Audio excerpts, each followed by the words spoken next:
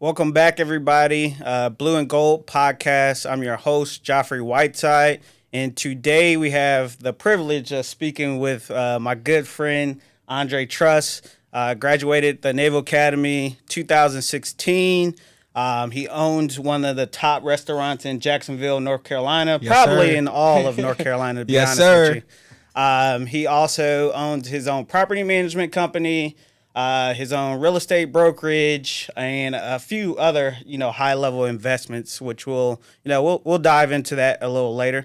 But Truss, introduce yourself to the goats out there. One, appreciate you very much for having me. This is big. Joffrey and I have been rocking with each other since school.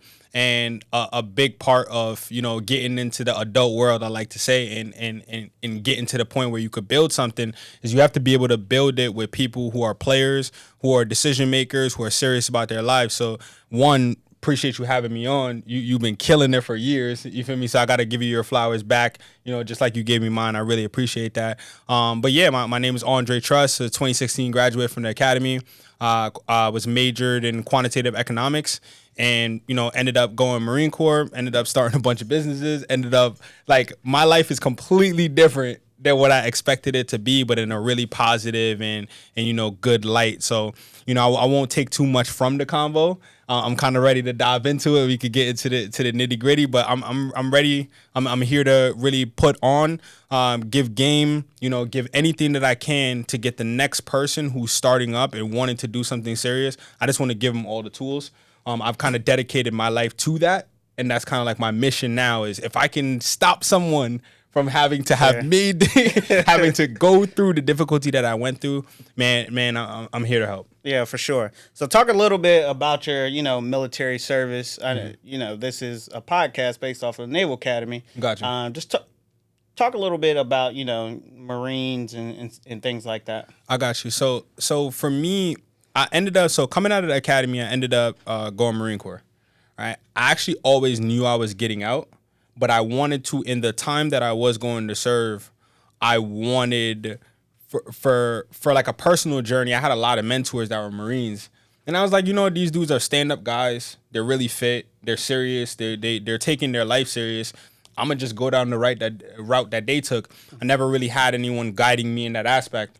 So that decision, going Marine Corps was based solely off just having some really good guys in my life that I was like, I really want to be like them. I think oftentimes we don't really get to express that much. It's okay to look up to people. I think that's one of the greatest things ever, to have somebody that you could look up to. So for me, I was looking up to a lot of dudes in the Marine Corps, and I ended up serving as an aviation supply officer. Best kept secret in the book, hands down. If now that we're the older goats, I guess. Anyone that's coming up looking to do Marine Corps, I think aviation supply is a really slept on MOS. And I think it's just slept on because a lot of people just don't really know about it. Mm-hmm. But it's basically like being, you're a logistician for the military, and you're basically running like an Amazon warehouse, right? So that was my job within the Marine Corps, was like running the financials for the unit that I was at. Yeah. So it was like a mini little Amazon warehouse, basically, and I would run the financials for that mini warehouse. And that's what I did over time. Another job that I had while I was in was the CPI officer, or continuous process improvement, which they were starting to implement this officer a lot more because they were seeing how important Lean Six Sigma was. Mm-hmm. And they were starting to see how inefficient a lot of things in the Marine Corps was. And they wanted individuals that could come in and change them. So my job was I basically got, I think I had like a 7-man team. Mm-hmm. I had a gunny, a mass sergeant. I'm having all of these flashbacks and memories. I loved my team. I had a really good time with them. I think I spent like a year and a half, 2 years in that specific role. Mm-hmm. And I was just off to myself. That was like my first introduction to running my own real establishment. Yeah. Right. While I was in the Marine Corps. So me being able to be on my own, mm-hmm. I set the hours, I set the missions, I set everything that was going on, and I set the things that we cared about or focused on. Yeah. And I would look for inefficiencies within like the Marine Corps processes to fix, and that was my job. Yeah. So doing that for 2 years, I'm like, yo, man, like I could low-key do this other places. Like, I mean, I have my business at this point. It's like I could low-key do this other places. And, you know, I was enjoying my time in, but the more and more confidence I got in that CPI role, I was like, yeah, man, I got to do something different. Yeah, it was a game changer. So you would say you really started your entrepreneurship journey while you were still in. Yeah, you were working for the military, but, you know, you were leading people, you were problem solving and things like that. Can you just talk about, you know, how that has really translated into the many of businesses that you own? Gotcha.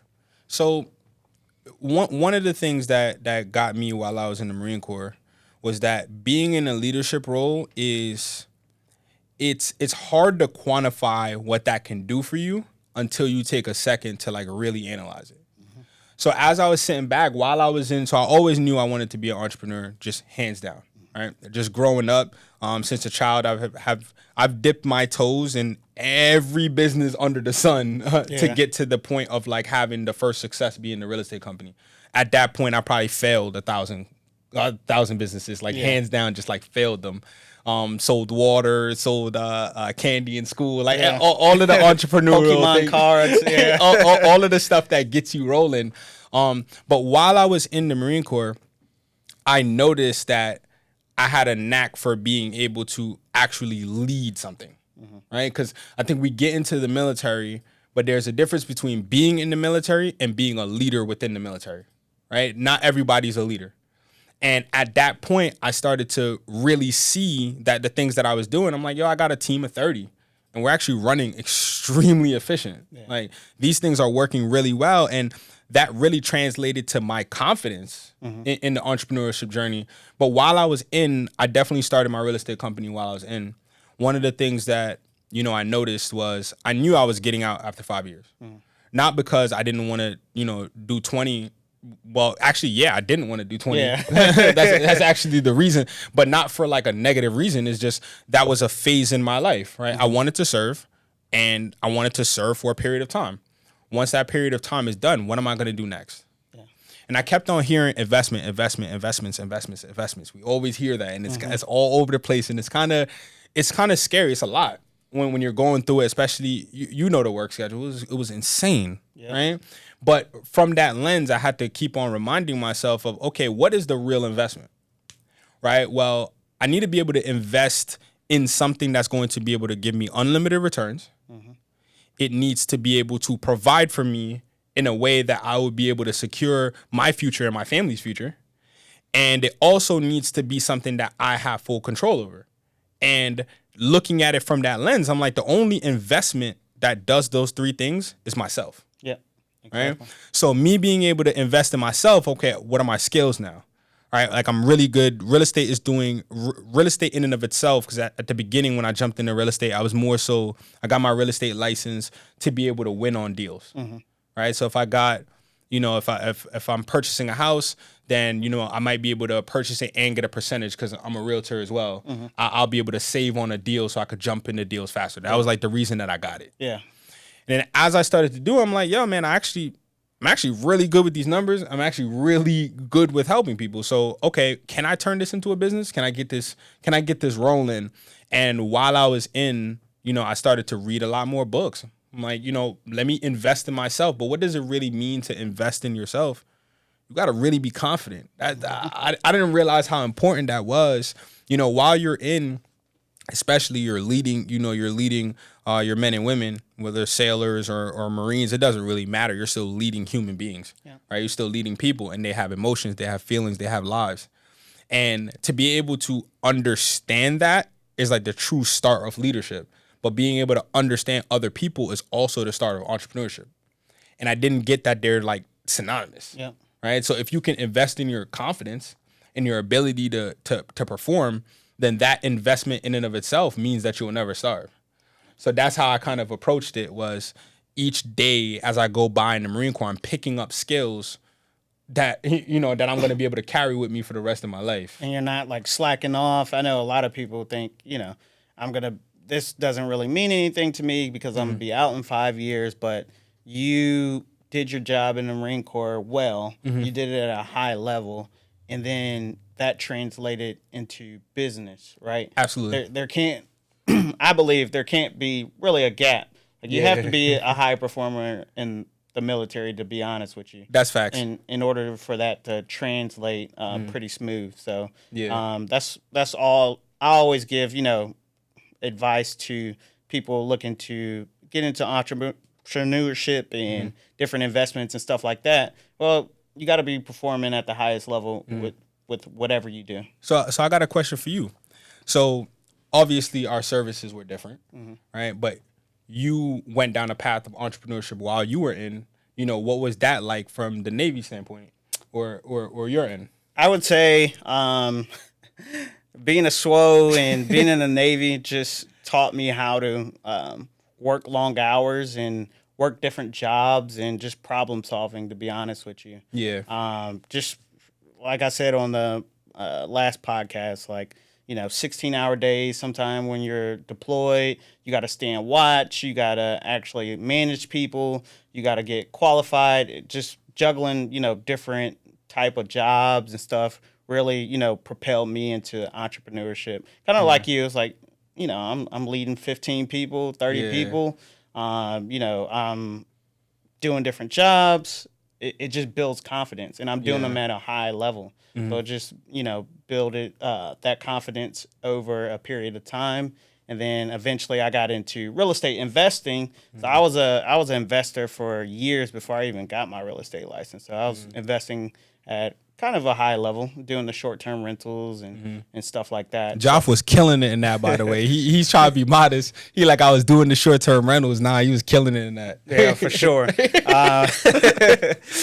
No, but that's kind of how I started, my journey. Honestly, I didn't need to become a real estate agent at all. I did it because I really liked this field and stuff like that. But I was, financially free before I even became a realtor. So, different paths for, different people. Nobody says you have to, become a realtor, get your real estate license. I know plenty of people who own, hundreds of doors without, having a license. So, different paths for different people. Yeah, that's At the end of the day.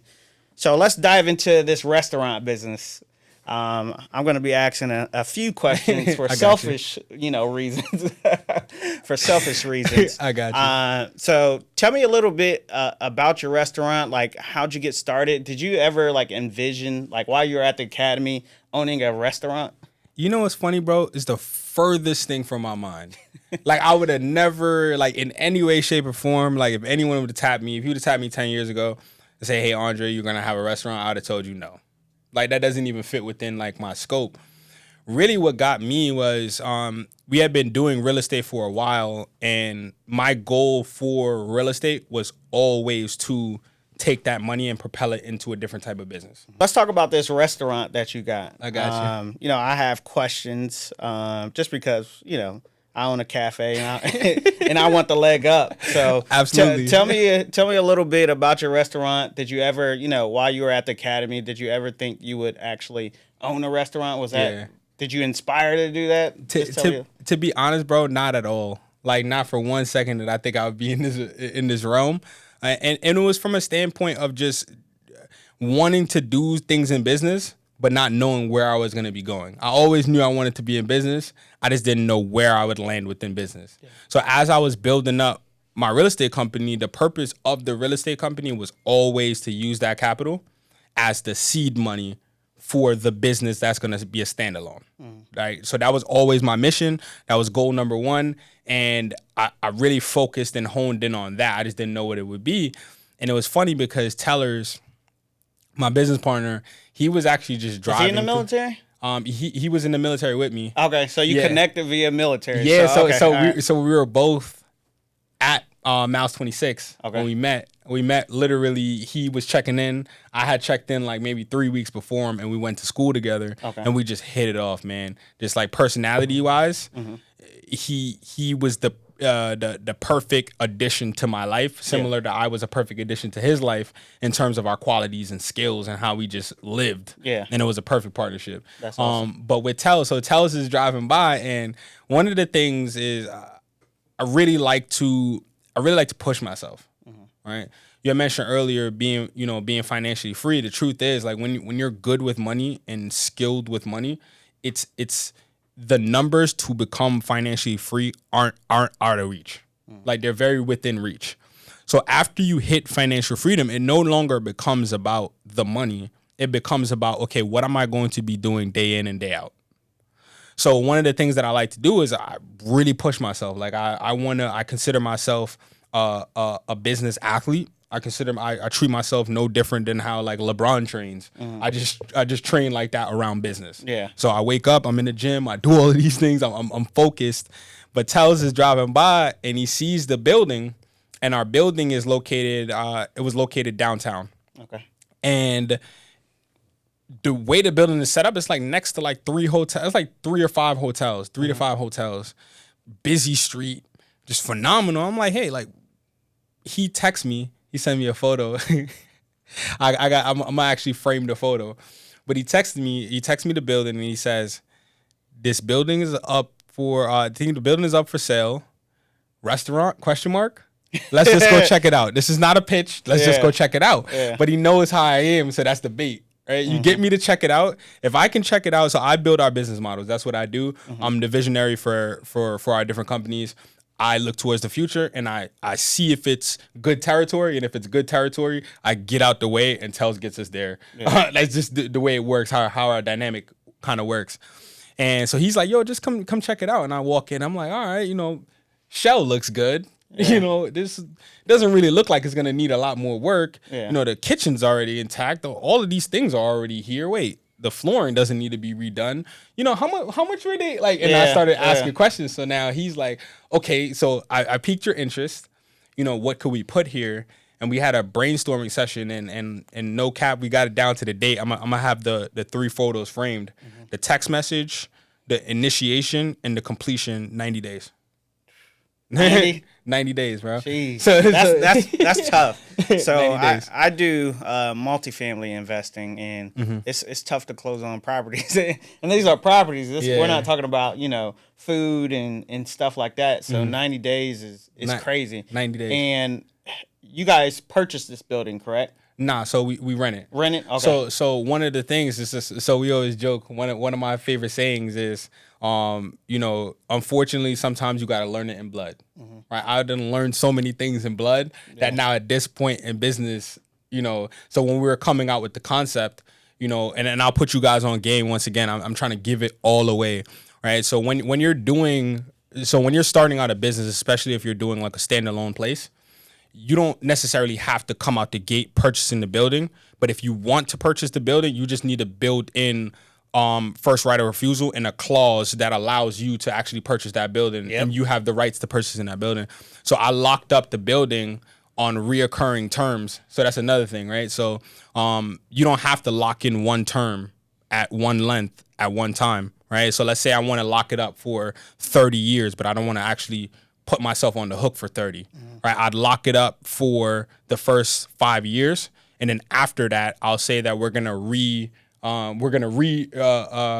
what's it called when you continue it, resubscribe or something like that. You know what I'm talking about. So basically, we'll be able to re-up every 5 years. We always have the right to say no every 5 years. Yep. Right. So now I'm not locked into anything for 30 years, but I still got it tied up for 30 years. Yeah. And at the drop of a dime, if I want to, I could buy the building tomorrow because I have the first right of refusal and I have the first right of option to purchase. Yeah. So which is huge. Yeah. So that's a game changer right there. Exactly. So the building, in all intents and purposes, is mine for like the next 30 years, no matter what. Yeah. All right. So but I didn't have to tie myself into it as a new business owner. Because when you're coming out the gate, those fees add up, the payments add up. Especially if you're trying to, go into the restaurant business or you mentioned having the hookah lounge, the cafe, things like that, right? It's like being able to get more locations faster and being able to affect the bottom line faster. If you can tie up locations without actually having to put the money down, game changer, bro. That is a game changer. And that's been a big thing with us.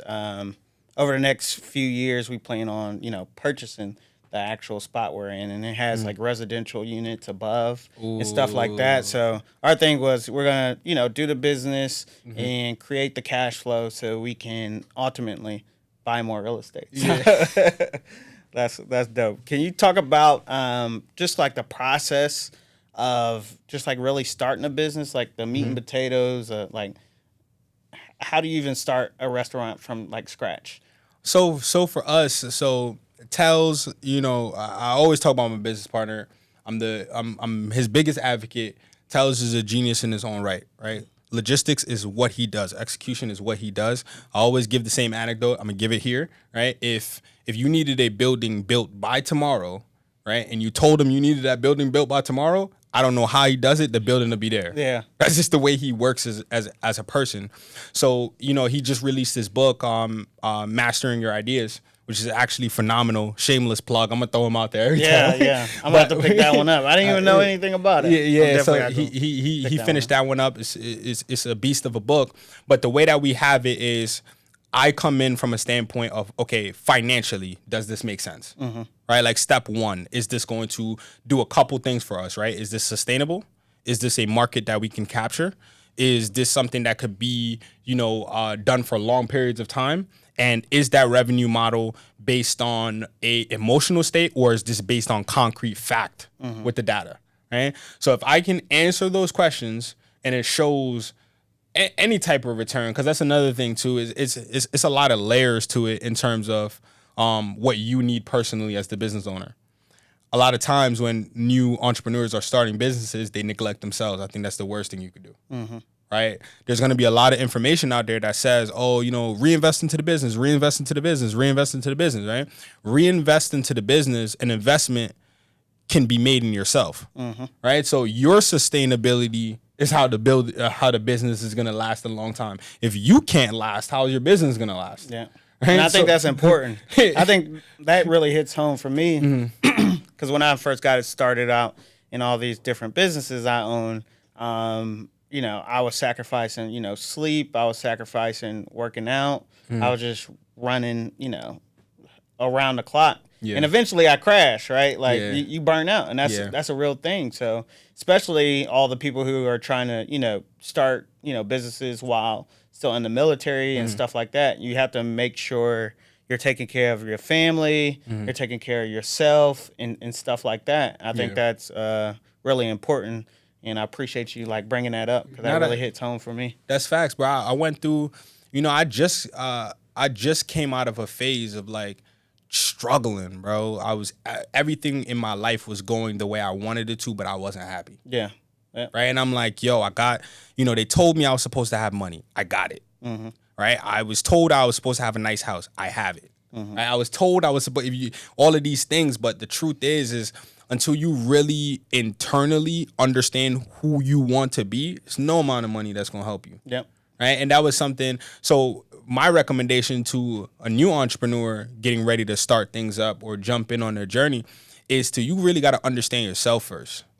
Right. Like that's step one. I used to think, and don't get me wrong, I'm chasing a bag all day long, all year, 24 hours a day is my favorite thing on earth to do. Yeah. Right. Just hands down is my favorite thing to do. However, right, a part of me chasing the bag is understanding who I am as a person. I'm not doing it to show off to other people. Yeah. Right. For me, my expenses are $3,801 a month. That's all it costs for me to live personally. So every dollar above that is just me mastering the skill that I want to master, which is business ownership. Right. So I'm going in different phases of businesses, which, having the restaurant is like is the start of the higher phase of business in terms of we got a full staff. There's a system in place. It's running around the clock, like something that we don't have to be a part of in the sense of day-to-day operations, but we get to view it from an outside standpoint, looking in on it. Okay, these are the changes that need to be made. Okay, if this gets fixed here, that brings in another 200,000. Okay, and you need time to be able to do that. So level one in business, I really feel like I'm really trying to get this out there and push. It's like, build in phases. It's very important.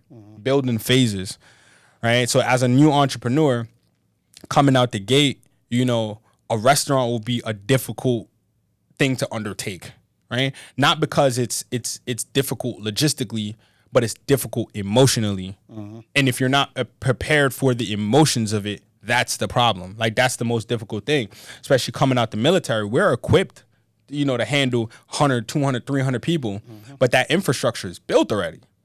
Right, that's something that's it's easy to forget that infrastructure you got plugged into that infrastructure. They have systems, they have rules, protocols. They have protocols, all of these things. Everything. So when you're starting out for the first time in business, my goal is to just prove the concept. And if I can pay my bare minimum to live, right, which is, once again, I got my expenses super low because I care about the game of business. Like, I want to be known one day as like, all right, yo, Truss is like one of the top businessmen ever.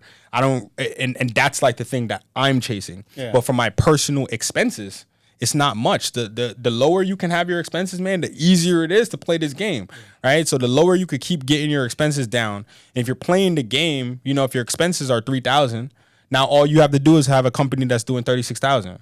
Right, or plus to some of the expenses, but that's a lot easier for stomach to swallow, a pill to swallow, than a company that needs to be doing $5 million in revenue. It's too much of it's too big of a jump.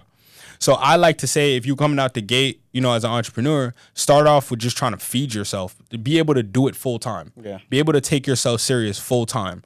Once you're able to take yourself serious full time, that's when things start to get real. So for me, the restaurant is when things started to get real. Yeah. Right. So I got to, transition.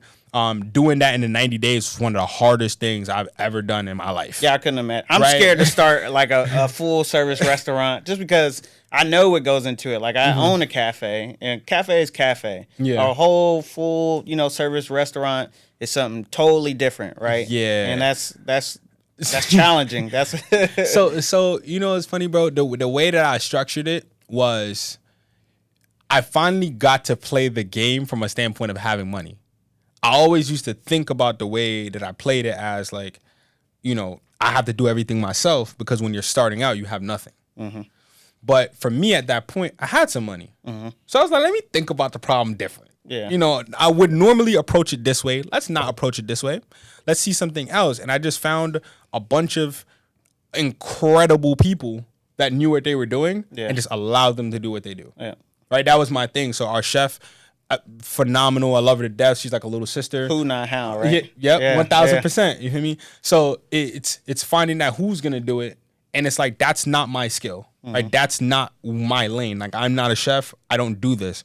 However, my chef has been practicing for this role since she was a child with her grandmother, who she that's the path that she wants to take. Yeah. My role within this system is to facilitate her in that. Mm-hmm. Right? That's our role. So the things that are required around the kitchen, she handles, because that's her specialties. So on the back end of it, right, when it comes to the money and the systems, that's where Tells and I flourish at. So that's where we hang out at. Our bar was built, Giovanni, when she first came with us, she was a prior Marine. We just told her the message. As we were building it up, I was telling people like, hey, that just to be honest, this is our vision. This is what we want. We can't pay you for 4 months. And on top of not being able to pay you for 4 months, we might ask you to come in before that and be able to help us out. But we're trying to build something, and that's my offer. And on the back end, just as a man of my word, I can tell you that on the back end, I don't play when I give my word with something. Yeah. And people just, hey, you know what? You're actually trying to do something for the city. You're actually a good guy. You're very approachable, and you and your partner are very helpful. Y'all are listening to people. Y'all are actually taking our input. Yeah. So we had buy-in.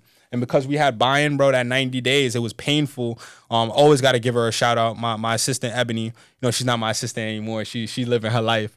But I love her to death. I could not have built it without Ebony. She was there through and through, spot on. And her specialty is making sure that the things that we want done get done. Yeah.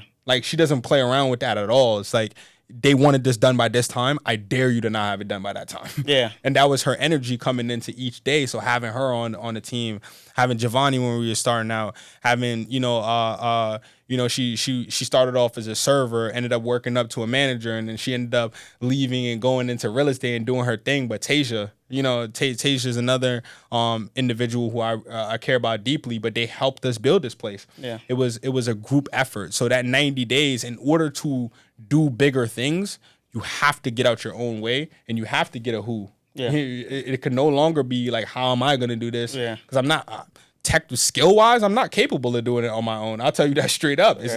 I couldn't have done that on my own.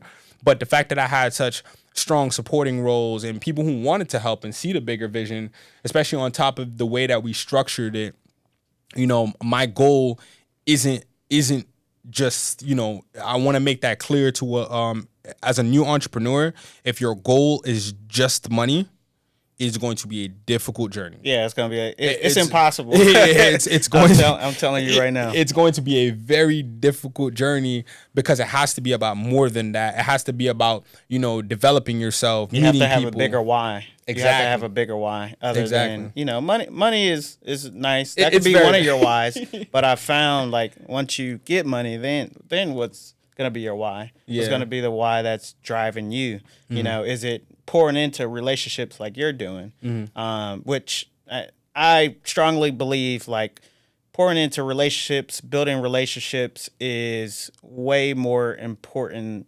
than actually, you know, getting money.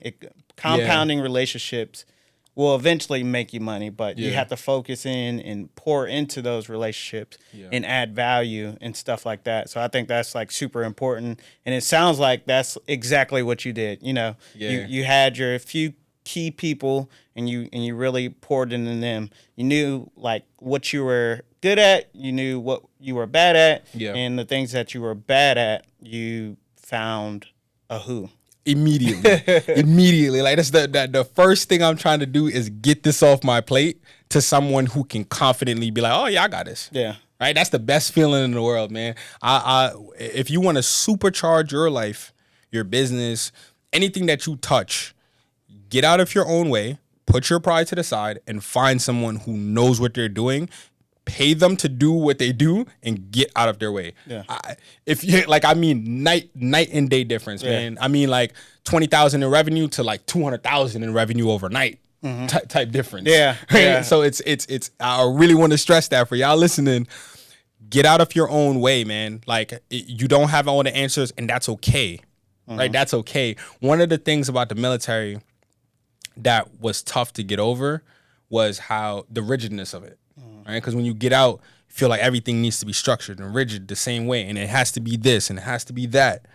But the truth is, like when I got out and I went through like my transition period, I went through like a tough period, bro. Like kind of like what we were mentioning earlier. I was making money, but like, what's the point? Yeah. Well, why is, you know, I gained like 70 pounds. I had completely lost myself. You're looking good now, man. I appreciate it. I'm in there. Me, E, Tells, we be in there daily. You know what I mean? It's a daily ritual now. But I had lost my weight in that time. Because all I was doing was like, okay, well, I was told that profit is the most important thing, so I'm continuing to chase profit. Profit, it's continuing to grow, but who have I impacted, right? And I was with E one day, and he was just like, yo, bro, like, one of the big things for me is, as I'm building relationships, how can I expect people to help me? I don't pull up and help them. And I was like, you know, that makes a lot of, you know, that makes a lot of sense to me. And we started to get that utility now from like, okay, what missions are our friends on, and how can we help them on that mission? Yeah, just to be around our friends, right? Not even just to like my mans. I just want to see my mans, and I can help them. All right, cool. Like, how can I continue to foster that and build that up? And that's not talked about often, but in the military, you get so used to the structure, the rigidness of things, and being alone, especially in the officer realm, right? Not having too many other officers or being in charge of it gets lonely, right? And entrepreneurship gets lonely real fast until you make a stance on, I gotta link up with more people, and you know, like, but you know, one of the things, and I'll say this because I gotta once again get a flower. So I reached out to Joff one time. I'm like, yo, bro, like I'm really trying to bolster up the company, and you know, I see you doing the hookah, bro. Like, how you doing this? And it's like, yo, bro, give me a second, bro. And it's like he spun back with all of the answers, bro. So like the entire time that I was running my hookah segment, I was running hookah via skills of Joffrey, right? But it's one of those things where I was so deeply appreciative of it just in general, because that's how it's supposed to be. Yep. Right? The utility of being able to help me out. I'd be dying. I'd be looking for any reason to be like, all right, Joff needs something. I'm ready to help him. Yeah. Because of that and building out over time. So that's something I really wanted to put that out there. That as an entrepreneur, it gets lonely until you realize it doesn't have to be a lonely game. It can actually be a very harmonious game played with tons of other individuals that's trying to better themselves and grow and learn, and y'all could all have an ecosystem that's growing together. Yeah, exactly. Especially, I know there's, a lot of competitors in this market and stuff like that, but even if it's your competitor, you can still pour into them. It doesn't matter. You got to have that abundance mentality. That's facts. Because if you don't, then you're not going to go very far in life, to be honest with you. Absolutely. That's facts. All right, so let's switch into talking about real estate. Okay. You got the real estate brokerage, property management, and you do lending as well. So just overall, residential real estate. What do you think about it? Is the market about to crash like all the news says? What's your opinion on the overall, residential market? I know different segments, different cities is going to be different, but just your overall perspective. So real estate is always, to me, going to be an individual game. I think you can find a deal at any point that you're looking for a deal. If you're looking for a deal, you're always going to be able to find one. It's the way that I view. But overall market, it's in Jacksonville, I offloaded a lot of my properties. Yeah. Right. Not because I didn't want to be in real estate. Yeah. But because I've made a commitment to myself to go play a different game. Yeah. Not necessarily that I wanted to get rid of the real estate. It was like I'm transitioning, and I got one location of the business, but I like this. Yeah. So now I want like 10 of them. Yeah. Right. Yeah. So now it's like a transition game that I'm playing. But real estate is always going to be one of my first loves. Yeah. Just in general, like I peruse the MLS daily, like just daily, like as a ritual now. Regardless, because I've been slowly paring down the real estate brokerage, right? As we started to transition, the restaurant's starting to get full attention. We're building out a new company, Commander Lifestyle, me, E, and Tells. We got, so I started paring back. I sold property management. Okay. And got that one off the books, and I'm trying to transition slowly now into my purpose. Yeah. Right. So, but real estate overall is always going to be my first love. I think that's, all of my wins in life have come from real estate. Yeah. I might be biased, but honestly, it's really about being an individual player. So I think anyone jumping into the market at any time, as long as the play fits within their investment structure, I think real estate is always going to be good. Yeah, that's how you got to start essentially. Absolutely. And I see a lot of people say, "Oh, you should hang on to all your properties." I mean, I've sold properties before. I purchased like bigger ones after that. Yeah. But it's just not a one size fits all type of deal. Like you sold your properties because you had another play in mind, which is fine. So I think that's That's huge. Maybe you're going to sell a property to buy, a bigger house or buy multifamily. So, and I still kept a few of them, by the way. Yeah, for sure. I know you're still an investor. It was a couple really good ones I just couldn't part with. I refused to part with them. It wouldn't make no sense to part with them. But in the market, as like I was thinking about this the other day.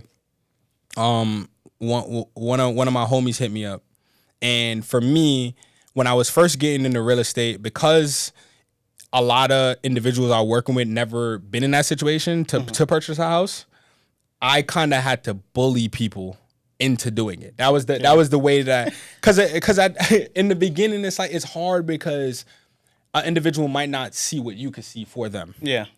And we got a bunch of the little homies, we got a bunch of little bros, everybody's hanging around, little sisters. It's like, I know what this can do for you. Yeah. So let me talk to you for a second. I understand that you're nervous and I don't care. Yeah. Right? If you buy this thing right here, within the next 3 years, there's a very high likelihood that $100,000 of equity will appear in this house. And at that point, you have a choice. Yeah.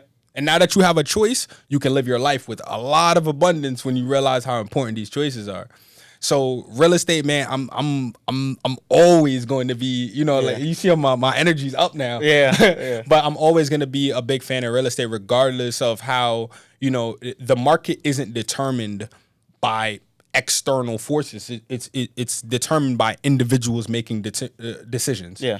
Yeah. So individuals making decisions at a large scale is what makes a market kind of do certain things. So if you believe the market is crashing, and everybody believes, then you tell somebody else and then you make them believe it and then they tell somebody else. Yeah. That's what's creating a market crash. Yeah. But it doesn't change the fact that real estate is still a physical thing in real life that has a number and value attached to it based on the perceived value of individuals around. Yeah. So if you have individuals around that are high level and the area is high level and it looks nice, your perceived value is always going to be higher. That's just a skill game. Yeah.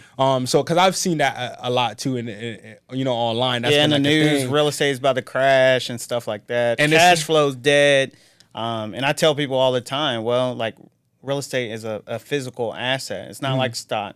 Stock you don't get to dictate what those companies do. Yeah. No. I'm not dissing, people who own stock. I own stock. Yeah. But real estate is something you can control. I always tell the story when COVID first happened, all my real estate bookings, all the Airbnb bookings went away. And I was forced to pivot at that point. But I had that option. I started renting out the rooms. We started doing different stuff. So I think, real estate is one of those things you have a pulse on, right? You can control. It's a business. Owning property absolutely is a business. That's the first business I ever owned, right? So I think that's big. Yeah. What do you think about Blackstone? This is the hot topic right now. Blackstone essentially coming up with the funds to buy a residential real estate. And, Blackstone is a huge hedge fund. They raise Monsters. I think close to $40 billion to buy residential real estate and stuff like that. So what's your take on that? So in college, I did quantitative economics. That was I love data. Yeah. Right. If I can just be surrounded by data all day, that's my perfect scenario because it helps me make clear decisions. From a standpoint of Blackstone, right? Let's think about their investment strategy as to why that would be a good deal for them, right? Well, a single family home has a tenant in it, and the tenant for a single family home is more than likely going to be a stable individual looking to not lose their roof overhead. Yeah. Right? This is just step one, right? I'm not trying to lose where I live. So at the bare minimum on the list of priorities, right, the first thing that's going to be paid each month is the roof overhead, right? So that's step one, right? But as we start to transition into these other models, and I'm big on always trying to throw nuggets out there or throw different ways of thinking out there. I just to let the people know as well, I have a background in this as well. Tons of mentors that play in those realms, have different connections at these companies, and being able to be around these companies, I'm able to think how these companies think because technically I should be working at one of these companies. Yeah. So it's me being able to then come back now and be all right, this is why you should be thinking the way that the company thinks, not on a granular scale where you're trying to take advantage of people, but from an investment strategy. Let's look at their investment strategy, right? If a majority of America has to have a job to live, right? That's just mandatory, right? The pandemic has exposed how important it is to have a stable home in which you can work from, live in, do all of these things. So the market in that time period went crazy because everyone was like, dang, I can live anywhere that I want. Yeah. I can do anything that I want. Yeah. I can make money from anywhere. So the landscape of the mental state is changing within America, right? People are starting to realize, one thing I had mentioned a couple of weeks ago was the average person in America might make $50,000 to $60,000 their entire career. Right? So if I'm going to make $50,000 to $60,000 my entire career, then what if I can make $50,000 to $60,000 doing something that I really care to do? Yeah. Right? If the trade-off is that I have just likelihood just based on skill, my knowledge level, things that are available to me, if my number is going to be 50 to 60, no matter what, right? It's just based on where I'm at in life. And it's man, I would like to throw my hand at doing 50 to 60,000 You know, if I like doing Pokemon cards, I'd like to see if I can make 50 to 60 from playing with Pokemon cards. Like it just makes the most sense to me to do the thing that you like the most. But going back to Blackstone now is during that period of the pandemic where everything starts to get thrown off. People are starting to live in their homes more. A lot of the system is starting to be exposed at this time, right? The one thing that was still consistent was people had to go home at night and lay their head somewhere, right? That was no matter what. That was a constant throughout the entire journey. So from a Blackstone standpoint, right, if I control where the masses live, then no matter what, I can dictate and control the market. Now, obviously, I'm not in their boardrooms, right? I'm not in their staff. These are just, things that I'm thinking out loud, hypotheticals. But from that standpoint, if I can control these houses as an asset, then I can also control how that asset fluctuates up and down. Because real estate is an individual thing. So if I buy up, as a single family homeowner, when you purchase that home, you now have the control of that home to do whatever you want. So even if you want to put a price, I'm not saying somebody's going to rent it from you, but if you put the price up for 3X, you could still put it up for 3X. Yeah. They just might not rent it, but you as an owner are still allowed to do whatever you want with that place. You're kind of controlling. Right? Yeah. So now if I'm able to come in and I buy an entire neighborhood, right? And in that entire neighborhood, the rents are all $1,300. And then slowly, just each year, I might $1,325 now. $1,350 now. Yeah. $1,375.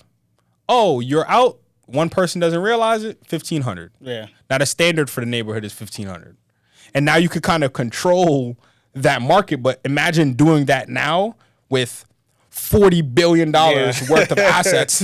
And then as you learn business even more, like as soon as they buy those houses with the $40 billion doesn't vanish. Right? That's now $40 billion has been transitioned onto paper now, and they can now borrow against that $40 billion. So they could probably just get their $40 billion back and buy some more and buy more. So it's a crazy game the way it's set up. But thinking from the standpoint of the investor is like, yo, if you're trying to get started, you got to get started. And for me, the best way to get started with my first small business was 106 South C Street. Yeah. You know what I mean? That was the first house I purchased. I was in there. I was like, yo, this is kind of cool. I rented the rooms out. Yeah. I was like, let me not think of this place one-dimensionally.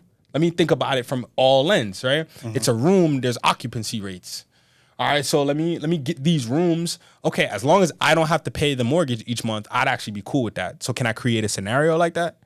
And then that's when I started like really ramping it up and really going after it. But I think Blackstone is onto something because the world is transitioning. More and more people are realizing they can make money from home, right? If 50 to 60 is the threshold, I promise you, there's a lot of ways to make 50 or 60K from home or just doing anything. Within 3 to 5 years, if you're serious about it, you can replace 50 to 60 passively really quickly. Yeah. 3 to 5 years of like, I'm dedicated to, at the end of this, I have 60,000 coming in passively, you could do it. Yeah, right? Absolutely. So from a Blackstone standpoint, I think they're spot on, right? I think single family houses are a phenomenal use of investment strategy.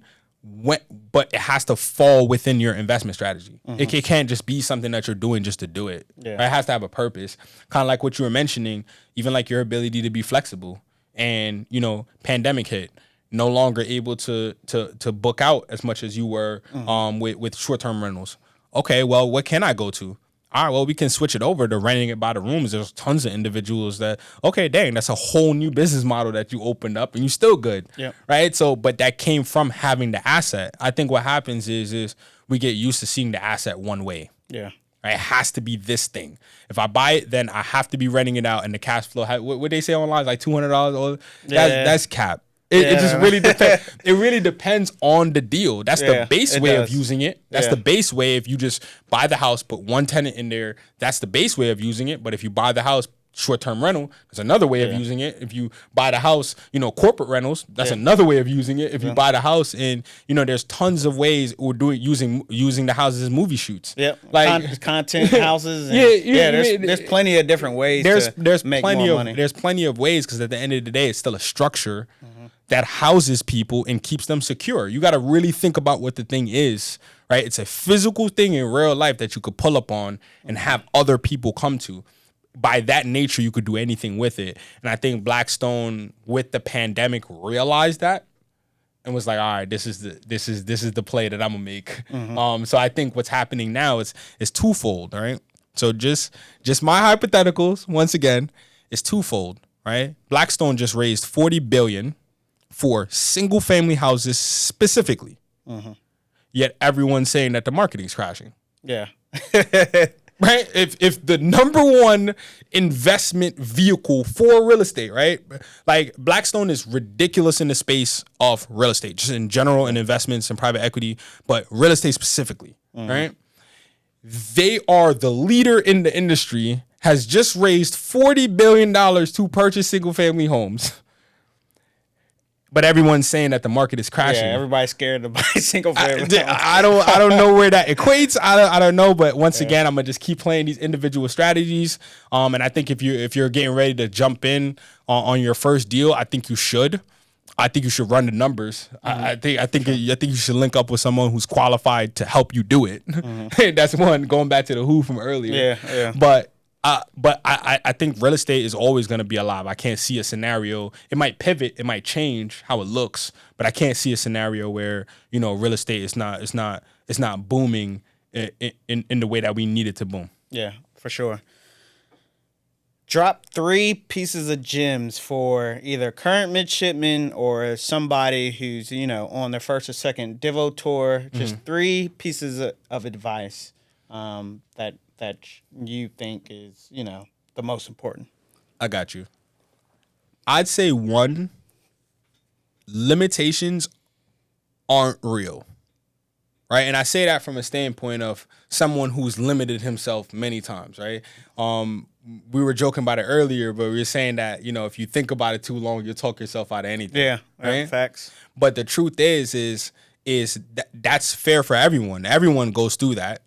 But the difference in those who win in life and those who unfortunately don't get the things that they want out of life is one's ability to remove limitation from their life, right? Like I don't view anything from a standpoint of lack, anything, right? I don't view my setup. I don't view my businesses. I don't view my life as anything except abundant because there isn't how else can you view it? Right? Is there a more optimal way to view it than abundant? Right? There is no optimal way to view it outside of that. So removing those limitations, so look into limitations and removing them, right? Remove those limitations. Anything that you believe you can do within the construct of life is very realistic and very possible, but you have to be real with yourself about the steps and being willing to execute those steps. Number 2, I'd say, really lean on your friends. I think what happens at the academy is, we take it for granted. That's one, right? The ability to walk down the hall and see your mans, see your homegirl down the hall, and just being able to go to steerage and hang out, and just being able to joke or go to Dahlgren or go play basketball at MacD, just doing different things like that. You take it for granted, and then you get out into the real world and realize, oh, well, I haven't seen my best friend in 3 years. Right, like that's my man's. I love him to die. I haven't seen him in 3 years. How is that possible? How did 3 years even go by that quick? Right. So I would say lean into your relationships with your friends because your friends are there for that reason. Right. Like that's what friendship is. I was telling. I think I might have been telling E or Tells. It kills me to have surface level convo. Yeah. I can't have it. Right. Because 2 things are happening when I speak to you. I'm trying to get to know you, or we're not trying to get to know each other. Yeah. Right. So I have to get to know you better in order to have a better conversation. So having a surface level convo kills me. But when you get to the deeper levels, and now it's like, I think it might have been, I was giving a talk out in DC, and one of the guys had asked, like, how are you so comfortable with your partners? And I was like, the reason I'm comfortable with my partners is because, like, I know on paper, business and partnerships, no, like these are my brothers. Like if I got taken out of this earth tomorrow, there's 0 chance in my mind that my family would be taken care of because these individuals are with me. Yeah. Right. So that's a very serious thing to hold on to, and it should be taken serious. But unfortunately, we let things bog us down. Yeah. Right. So when I was in one of the things, when I was in, it was tough. You come home, it's long days, you're tired, you're exhausted. You know what makes that easier? Being able to call the homie up and be like, yo, bro, your day was shitty. My day was shitty too, bro. Yeah. Like, my day was shitty too, bro. Like, that makes, the world of it. You'll wake up the next day like, damn, at least I got somebody in my corner. Yeah. At least I can do this. So I would say number 2 is like really lean on your relationships and take them serious and pour into your friends and allow them to pour back. Right? That's important because your friends will be trying to help you. Take the help. Right? Like, take the help. A part of that back and forth exchange is being able to help each other, but then also you build up so much confidence, you build up so much trust from helping each other over such a long period of time that by nature, helping becomes a part of your core group. And then lastly, update your group if you feel like your current group isn't up to par. Mm-hmm. And the reason that I say that is because we have our friends and we grew up with people, but one of the things that I love about adulthood, because sometimes it's like adulting's not all bad. Yeah. Right. So one of the things that I like about adulthood is the fact that as an adult, I'm no longer limited in the choice of friends that I can have. Mm-hmm. Right? Like, as a kid, when you're growing up, you're really limited to like your neighborhood. Yeah. You're really limited to the people that's around you. You don't really have the choice to go pick who you want to hang out with or who you want to be around. So now as an adult, it's like, yeah, I get to pick who I want to be around. There's a choice in that. Okay, yeah, I'm gonna go for a leveled up group. So I like to pick my friends based on deficiencies that I have in myself. Right? Like, I don't want to be the smartest guy in the group ever. Yeah. I don't like it. Mm-hmm. Right? I just don't like it because then I'm not learning anything. But, Tells was actually mentioning on e-podcast, that I think the episode came out this morning. We was watching it on the ride down, but Tells was mentioning that, your circle, you hang with individuals who's not doing what they supposed to be doing. You will be the 5th. Yep. Right? You will be the 5th if that's how it works. But it also works vice versa. If you working with killers who's serious about life, who's focused on it, who's dedicated to their families, dedicated to growth, dedicated to being in a gym, dedicated to transforming themselves, dedicated, you will be the 6th or you will be gone. Yep. There's no in between. So I would say leveling up your group of friends matters because it levels you up. Right? You can't be around unless you're focused on bettering yourself or unless you're taking those necessary steps. Because that's one of the things we're proud now. Being in Jacksonville has been kind of dope because the way that we set it up to be able to enjoy our friendship. So E lives like 5 minutes from me. Tells lives like another 7 minutes from me. Yeah. And we set it up like that on purpose so that we'd be able to, like, if we have an idea, it's like back in the day, being able to pull up on your homie. I just drive down the street 5 minutes. Yeah. I still be in my my sleep clothes. Yeah. I pull up on him. I just walk in the house. Yeah. But like that connection in and of itself fosters a more fulfilling life because you're able to actually lean on those people. But the competition within the group, because you know how some people say, competition is bad or you shouldn't be competing. Cap. Cap. You should be competing all day long. It's just, you don't have to be negative with it. Yeah. Right? There's a difference. If you're being a jerk, you're competing negatively, then that's one thing. But, example, I'll get to the office like a certain time. The other day, he got to the office before me. I ain't even tell him this, but he got to the office before me. And I was mad as hell. I was like, who he think he is getting here before I see his car parked up? And I'm like, yo, he really got here before me. I don't like that. Yeah. Right? But it's dope because I walked in, he like, it just gave me the head nod. And I'm like, yeah, like, but that's the energy that I like.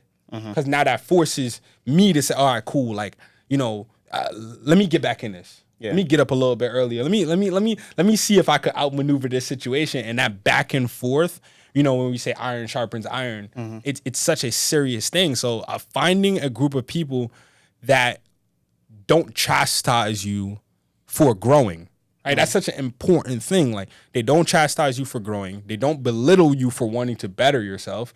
They don't think intelligence is negative. You're not looked at as like, he always reading. Yeah, and you're not. Yeah. Why aren't you? Matter of fact, you can't come around you not reading these books. right? Yeah. So it becomes more of like a level of game. So those are the three things I would say. Remove the limitations. When you find good friends, lean on them. Lean on them. Having a good friend is, unbelievable blessing. Yeah. Right. But then lastly, right, if you're in a predicament where your circle isn't, getting you charged up, you're not at a point where, you feel good about the people that you're around, I'm here to tell you 100% you're allowed to change that. Yeah. And in fact, I think you should change it immediately, as fast as you humanly can, because the faster you can get around individuals who want to help you grow, night and day difference. I remember, and I'll share this as the last story.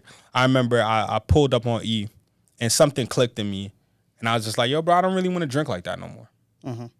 And I pulled up on E and it wasn't like, oh, Truss, now all of a sudden he don't want to. It was like, okay, bro, what's the plan? Like, I just it's not doing it for me anymore. I'm realizing that I'm drinking to solve other issues that I should be facing. Mm-hmm. And until I face those things, I don't think I should be having drinks. And I remember E being like, all right, cool. And I went to go pour out the bottles and he poured them out with me. Mm-hmm. It was instant. It wasn't, oh, now he wants to switch the way that we're doing things or not. It was like, no, like this isn't about me. Mm-hmm. He's not saying I can't do what I want to do. That's not what he said. He came to me as a friend who needed to make a change within his own life and needed my support to be able to do that. And I'm going to support him in it. And he ended up doing it with me. Yeah. We ended up slowing down. Now we have a drink every once in a while, celebrate something, but we don't really drink anymore. But that was something that I felt comfortable being able to go to my friend, my brother, and say that to him, knowing that it wouldn't be met with negativity or met with, now he's trying to change things. It was met with, all right, my dog needs something that needs to get handled. All right, cool. He confided in me. All right, how do I make sure that he understands that I'm with him full time? Yeah. All right, we're pouring out these bottles together. Matter of fact, I'll take one. Yeah. Like, that's how serious it is. So when you find better people to just put into your life and pour into your life, the changes they don't take years. It becomes exponential. The changes become weeks, like days, if not. The change is really fast. So, I just wanted, those are my three things. And, anybody hearing this, man, I'm telling you, you take those three things serious, life will change really quick for you, sure. Especially on that journey. For sure. I appreciate you coming out, man, driving all the way up from North Carolina. Let the GOATs know where they can find you at and stuff like that on social media. So my main platform that I'm on is Instagram. I feel the most comfortable on that, so that's the one I've been using. You can find me at Andre M. Truss. On IG. I'm super approachable.